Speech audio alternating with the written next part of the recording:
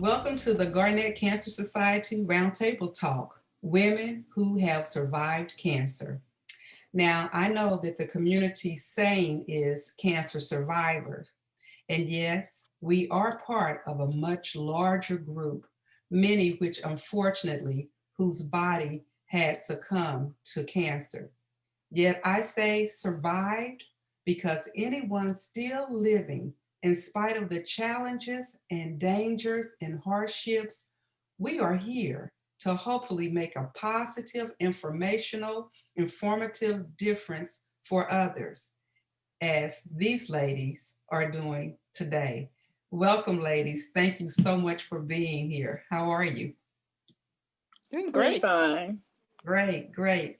Well, each one of us has survived cancer, and I just like to hear from you on your name and the type of cancer you had and how long you have been a survivor of cancer. And we can just go through this quickly.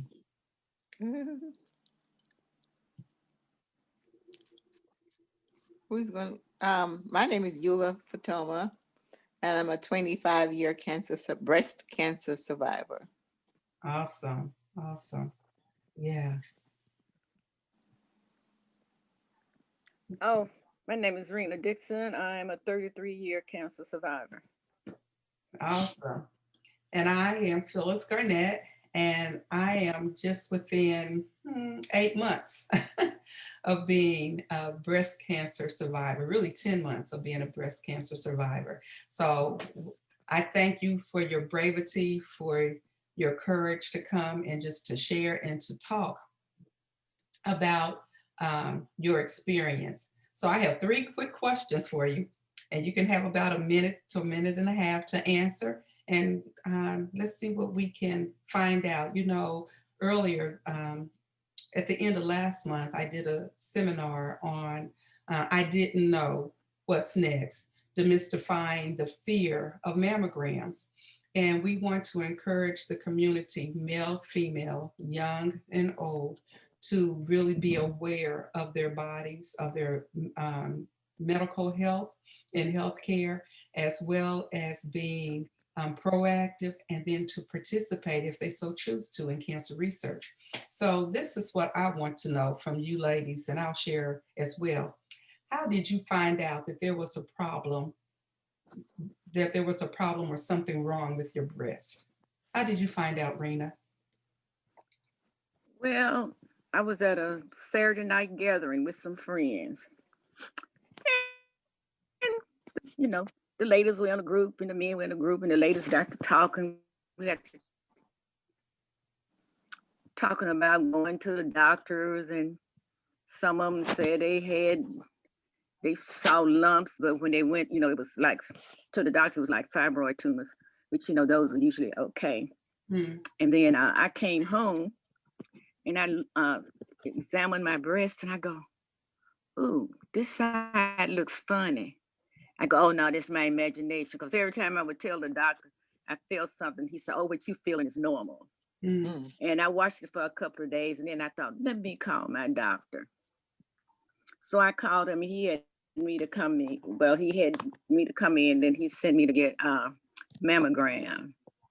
And this was on a Friday. And then he said, "Well, I'll let you know what's what as soon as I get the report." And before I could get to work on Monday, well, by the time I got to work on Monday, he had already called my job. Wow. And the people said, "Your doctor called and said for you to call him right away." And so I called him, and he told him that he didn't like what he saw in the mammogram. And so he sent me to have some more tests done.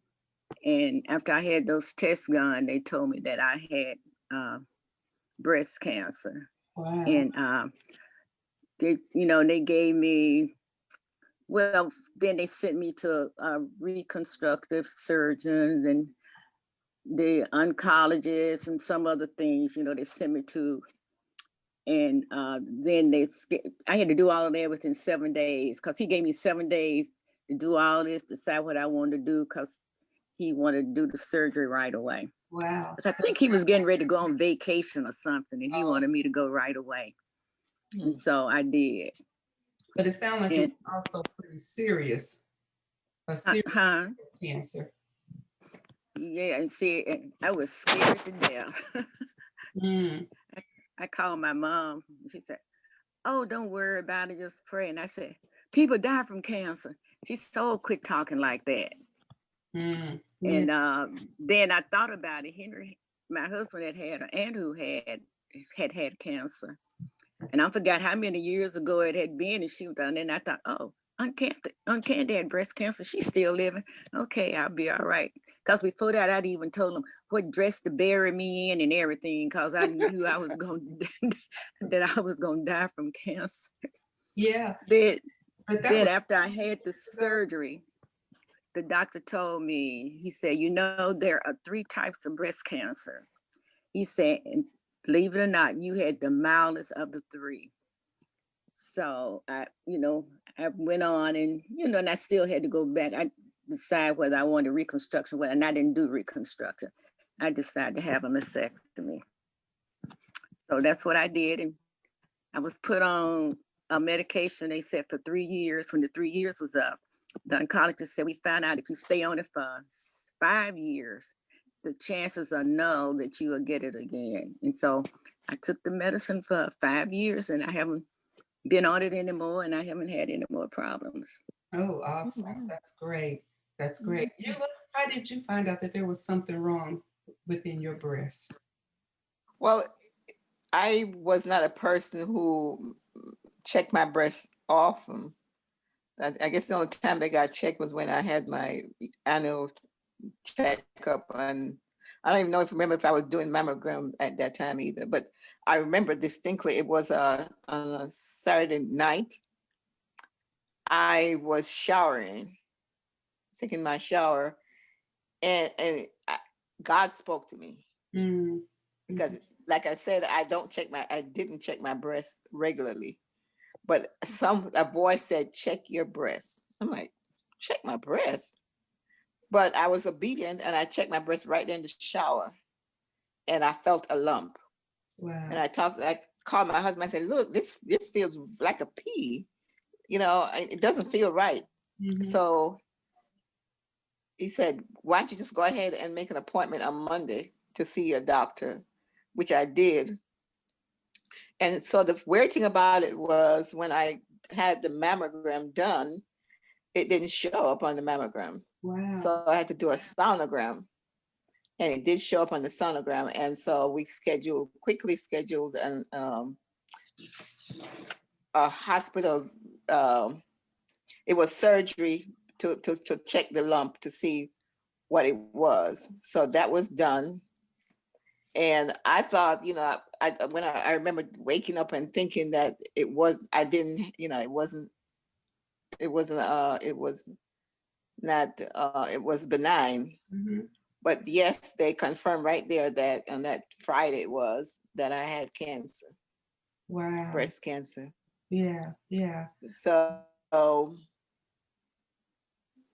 I, I forgot, but it wasn't long after that, maybe a couple of weeks or so, that I had surgery, and well, the doctor called me one day. I was at home and told me that we're going to have to remove the breast. And Mm. I just really started crying and crying and crying. I called a friend of mine and told her what the doctor had said. He didn't even say, "Come in, we need to discuss this." He just spoke to me on the phone. Yeah. So I was devastated. But we did have the breast removed. And I had to do, I think, 6 weeks of chemotherapy. They wanted me to do radiation, but I refused. I said I was going to do one thing. Mm. And I did that. And thank God I am alive and well. Mm-hmm. So I'm very grateful that um, God was the one that told me. No human being told me anything. Nobody, we weren't talking about, checking our breasts or anything. Just right there in the shower that night, God spoke to me and told me, "Check your breasts." And I'm just glad that I was obedient because it was a very fast growing cancer. Yeah. That's how I found out about the lump that I had in my breast. I was in the shower, and I always did a regular breast exam when I would be in the shower, not every single time, but a couple of times out of the month. And it was really strange that all as often as I had been checking both breasts, I felt nothing. And then all of a sudden, there this lump was, and it was a decent size for me to know that there was something wrong. Well, I thought it was a cyst. I had a cyst on two cysts in that same breast before, but just like you, I was impressed deep within myself, within my mind, um, and I believe also by God that this was not a cyst. And so we were getting ready to leave in the next 3 days to go out of the country on vacation, and I didn't take a step right then of then prayer.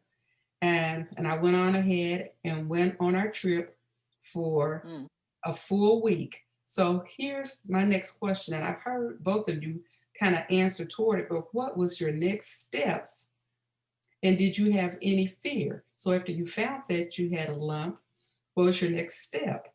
You look, I think, Rena, you said you had a mammogram. You had a mammogram. It didn't show up, but the Right. sonogram did. I know Hmm. that I had a mammogram, and it confirmed that this was not a cyst, but a tumor. Um, and so after the mammogram, I mean, did you immediately go into surgery, or was there anything in between? Rena, what about you? Well, like I said, my doctor gave me he gave me 7 days to make up my mind what I wanted to do it. But he wanted to do it quicker than that. And I go, I got little kids at home. So I had to make arrangements for them and stuff, you know. So I called my mom and my mom came. And another thing, before the surgery, he sent me to the oncologist so they would know, what I wanted to do. Mm-hmm. And so the oncologist said, you want to see your picture? I go, no. Mm, And Henry was with me because my doctor insisted that take your husband with you to everything you go to so you both agree on what you're going to do. Henry said, yeah, I want to see it. And he showed us the picture. And that tumor looked like a big light. I mean, it was bright. mm, Mm. And I go, oh, that's weird. That's what was in me. It looked like a big bright ball. wow. Mm. And he said, yeah, that was a sign I I had too much estrogen in my body, and that's what it made the tumor look like. Yeah. So after that, you know, I had the surgery, and they told me I could have had, um, they could have removed the tumor, and that I could do radiation and chemo and all of that. I either have a mastectomy. So I asked Kenny what did he think. He said, it's your body. Whatever you decide you want to do, that's what you do, and it's fine with me. So I just decided to have the mastectomy because they told me if I got that done, they said 99% that I would not get it again, Yeah. that type of cancer again. Yeah. Yeah. Awesome. And two, I think when there's a mastectomy, then it's not required for radiation, is there? Well, some people do because a friend of mine had a mastectomy. She still got radiation. I don't know what it was about hers that they gave her radiation. Mhm. But I didn't. I only had, back then they only had the pill tamoxifen. Now they have 2 or 3 other pills you can take. Yeah. And I took the tamoxifen for 5 years, and that was it. And I heard you say earlier that you had some fear, and that fear was of death, Yeah. not so much of the treatment. No, just 33 years ago, looked like more people was dying from cancer. So I think, oh, I got cancer, I'm gonna die. People get cancer, they don't live. Yeah. And And and then my mom said, don't be thinking like that. And then after I got to thinking, like I said, I remember Henry's aunt, she had it years ago, mhm. and she had a mastectomy. Back then, they did a radical mastectomy, which means they took out all those muscles and everything Wow. under your arm. Where when I come along, they didn't do all of that, so it wasn't bad at all. after I thought about it. And there's so much more history and advancement now than back then. So Yeah, yeah. it can make a difference. Eula, what about you? What was your next step after you had the sonogram? Did you go right into surgery, and did you have any fears with the treatments? I think it might have been a week or so later that I had to do a lumpectomy. So what they removed the tumor Mm-hmm. and confirmed that it was cancerous. And I don't know how many weeks after that, maybe a couple of weeks, that I had the breast mastectomy. But I don't remember if they talked about reconstruction, but I don't think I wanted that. Mm-hmm. But they wanted me to do chemotherapy and radiation, but I just opted for chemo. Did you have a fear about the radiation? Did Oh you yes, I was definitely afraid. Can you hear me? Yes.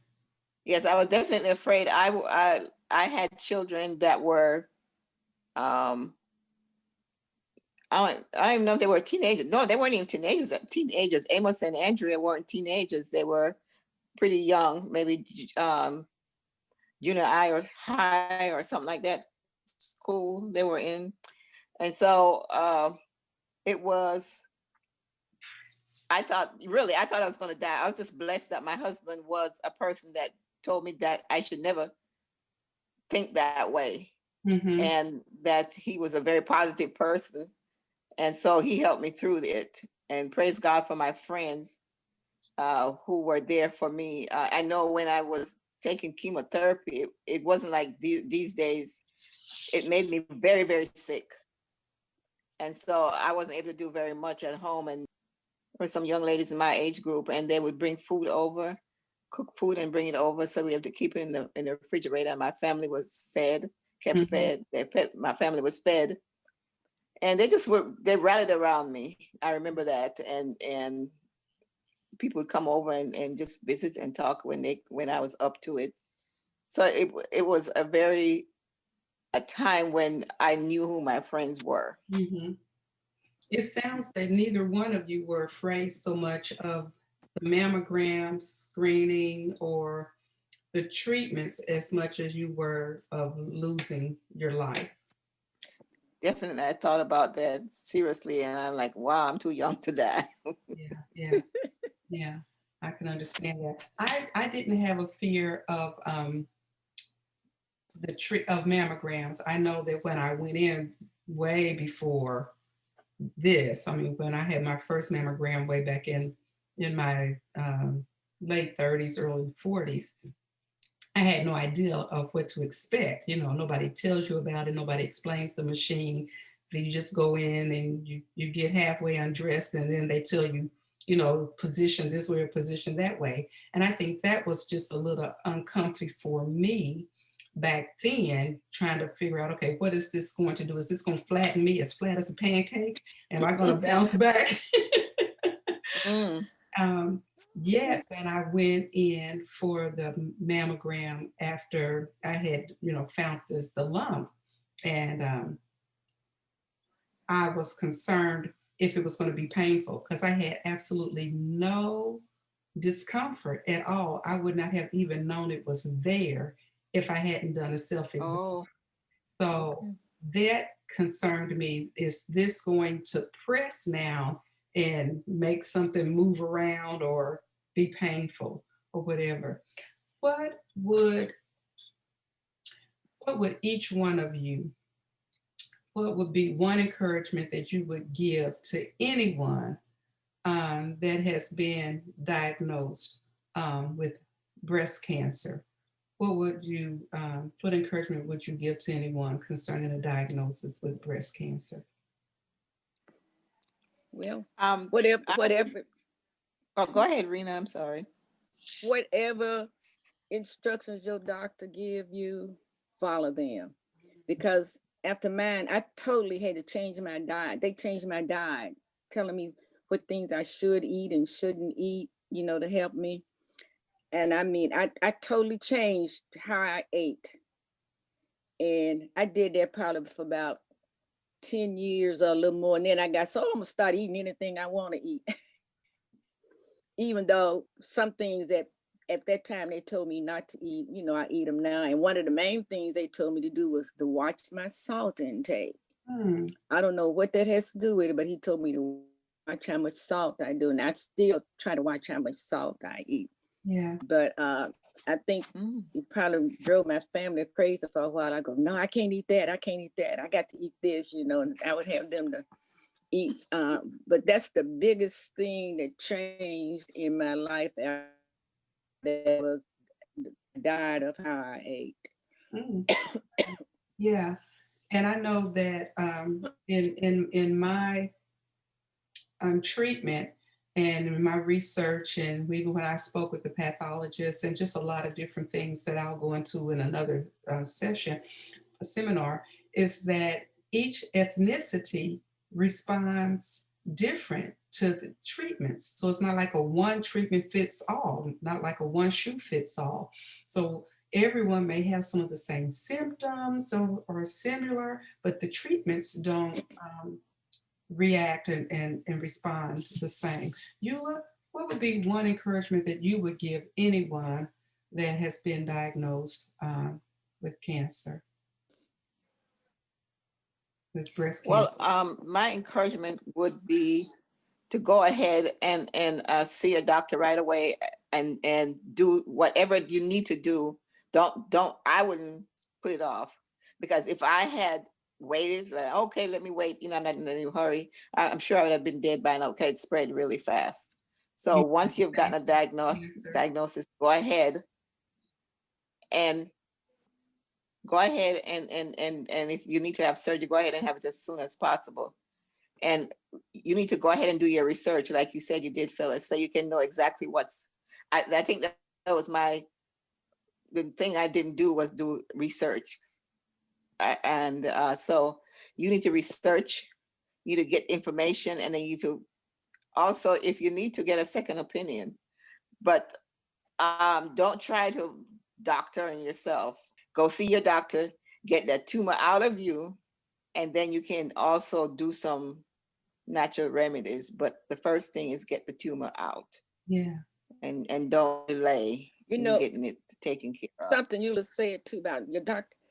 No, to me, if I go to the doctor and he said I had a tumor, then he'll say, "Oh, you got 2 or 3 or 4 weeks before you can do it." Then that's when I would go get a second opinion.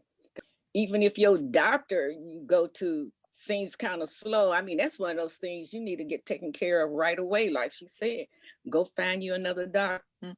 That's the one thing I liked about my doctor. He was persistent. You got 1 week, get everything in order, Yeah. and then you going in the hospital. And I mean, to this day, I appreciate him doing that, because other than that, I don't know, I might not would have made it. Yeah. I think one thing, and it's more than one thing. I know it's hard just to come up with one thing, but one of my encouragements would be to know your body, to do a self-exam, um, to schedule an appointment with your primary care or your OBGYN. Go ahead and get the mammogram screening done, and to be very, very, very, very proactive and not to wait. So Right. accept Mhm. family support, because family support is so needed and so important. Um, so I know that was more than one thing, but I think too, I just have to add one other thing that I would say is to have positive thinking, because positive thoughts keeps the body and helps the body to respond better than negative thoughts, than worry.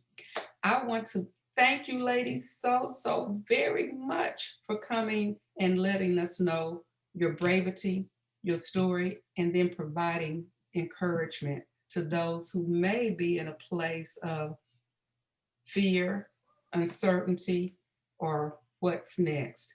So thank you for sharing. I just want to close with some key points to the audience that we want to encourage you to self-examine, men and women, something strange or different or abnormal with your body. We encourage you to go see your doctor right away. If you need to have surgery, please have your surgery. Do the research. And if you feel uncomfortable with the response or reply from your primary care, know that you have options. You can get a second opinion, but don't be the doctor on yourself. So please, self-care, be aware, be proactive. Thank you so very much. Stay healthy. Thank you as well for the opportunity to speak. You're Thank welcome. you. You're so welcome.